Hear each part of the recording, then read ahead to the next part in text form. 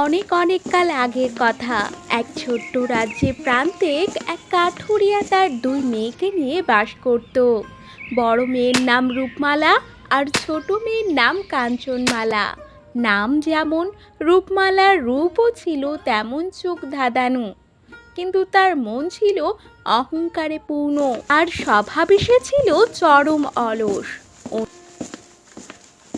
অন্যদিকে কাঞ্চনমালা দেখতে সাধারণ হলেও তার মন ছিল আকাশের মতো উদার, এবং সে ছিল অত্যন্ত পরিশ্রমী। তাদের মা মারা যাওয়ার পর কাঠুরিয়া বৃদ্ধ হয়ে পড়েছিলেন।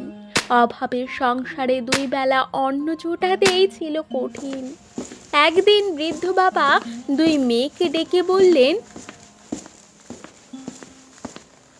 মা জননীরা, আমার শরীর আর চলছে না। তোরা বড় হয়েছিস, এবার তোদের নিজের ভাগ্য নিজেদেরই খুঁজে নিতে হবে। তোরা দুজনে দুই পথে বেরিয়ে পড়, যার কপালে যা আছে তাই জুটবে। পরদিন ভোরে রূপমালা আর কাঞ্চনমালা দুটি পুটলি বেঁধে ঘর থেকে বের হলো। কিছু দূর যাওয়ার পর পথে দুই দিক ভাগ হয়ে গেল। আমি এই চওড়া আর সুন্দর পথটি দিয়ে যাব। নিশ্চিত এটি কোনো রাজপ্রাসাদে গিয়ে মিশেছে। আমার মতো রূপসী স্থান সেখানেই মানায়। ঠিক আছে দিদি, তবে আমি এই সরু রাস্তাটা দিয়েই যাই। দেখি ভাগ্য আমাকে কোথায় নিয়ে ঠেকায়। রূপমালা হাঁটতে হাঁটতে এক বিশাল বাগানে এসে পৌঁছালো। ওগো রূপবতী কন্যা, আমার গোড়ায় একটু জল দাও না, পিপাসায় গলাটা ফেটে যাচ্ছে। আমার এই রেশমি শাড়ি আর সুন্দর হাতকে তোমার নোংরা কাদার ভেজাতে পারি? নিজের ব্যবস্থা নিজে করো। এই বলেই সে গটগট করে হেঁটে চলে গেল।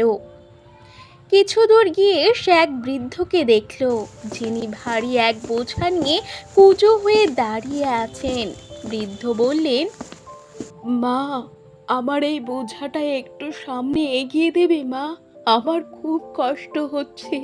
আমার সময় নেই বুড়িমা, আমি রাজপ্রাসাদের রানী হতে যাচ্ছি। তোমার নোংরা বোঝা ছোঁয়ার প্রশ্নই ওঠে না।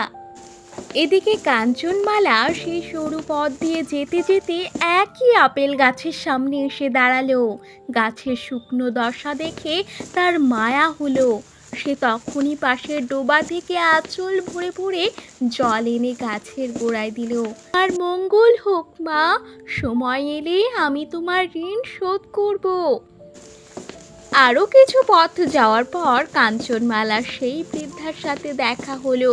সে বৃদ্ধাকে দেখেই এগিয়ে গিয়ে তোমার এই দয়া তোমাকে এমন জায়গায় নিয়ে যাবে যা তুমি স্বপ্নেও ভাবনি। কাঞ্চনমালা বৃদ্ধার বোঝাটি নিয়ে সে তার গন্তব্যে পৌঁছে দিল। সূর্য যখন ডুবু ডুবু, কাঞ্চনমালা বনের গভীরে এক অদ্ভুত কুটির দেখতে পেল। এসো মা, আমি তোমার জন্যই অপেক্ষা করছিলাম। তবে এখানে থাকতে হলে তোমাকে 3টি পরীক্ষা দিতে হবে। যদি উত্তীর্ণ হও তবে তোমার ভাগ্য বদলে যাবে, আর যদি ব্যর্থ হও তবে সারা জীবন এই বনে বন্দি হয়ে থাকতে হবে। আছি দাদু, পরিশ্রম করতে আমি ভয় পাই না। আজ রাতে তোমার প্রথম কাজ হলো এই ঝুড়িতে থাকা 1000টি ছড়ানো সরিষার দানা আর 1000টি বালুর কণা আলাদা করো। ভোরে আলো ফোটার আগেই এই কাজ শেষ করতে হবে। কাঞ্চনমালা হতভম্ব হয়ে গেল। এত ক্ষুদ্র জিনিস আলাদা করা মানুষের পক্ষে প্রায় অসম্ভব। বৃদ্ধ তাকে একা রেখে পাশের ঘরে ঘুমোতে গেলেন। কাঞ্চনমালা মেঝেতে পড়ে বসে একা একা সেই দানাগুলো বাছতে শুরু করলো, আর চোখের জল গড়িয়ে পড়ছিল। সে মনে মনে সেই তৃষ্ণার্ত আপেল গাছটির কথা ভাবলো, যাকে সে জল দিয়েছিল।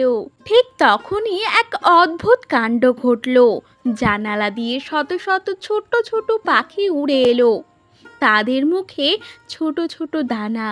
তারা কিচিরমিচির করে নিমেষের মধ্যে সব বালু আর সরিষা করে দুটি পৃথক স্তূপে বানিয়ে দিল।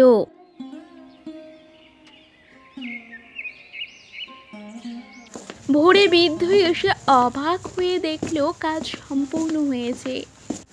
অন্যদিকে বড় বোন রূপমালা হাঁটতে হাঁটতে এক বিশাল প্রাসাদের সামনে পৌঁছালো।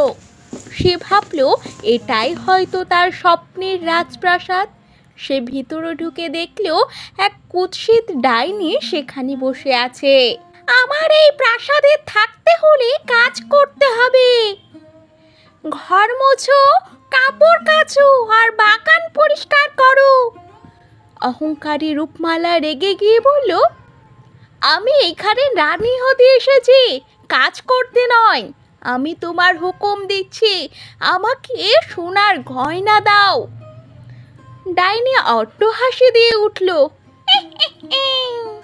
রূপমালা ডাইনির অট্টহাসি দেখে ভয়ে কাঁদতে কাঁদতে প্রাসাদ থেকে পালিয়ে আবার বনের পথে ফিরে এলো। কিন্তু তার মনে তখনও কোনো অনুশোচনা ছিল না। সে শুধু ভাবছিল কিভাবে কাঞ্চনমালার চেয়ে বেশি সম্পদ পাওয়া যায়।